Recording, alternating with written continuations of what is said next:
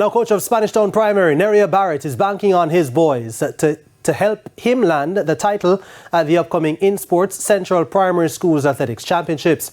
Shaheem Davy is a first-time hurdler, but he has all the confidence in his ability to deliver in the barrier event in Class 2. I find it good. I can handle it. I feel proud of myself.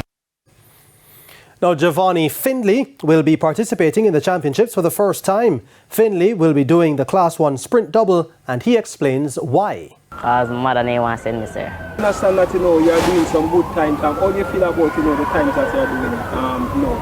Happy, sir.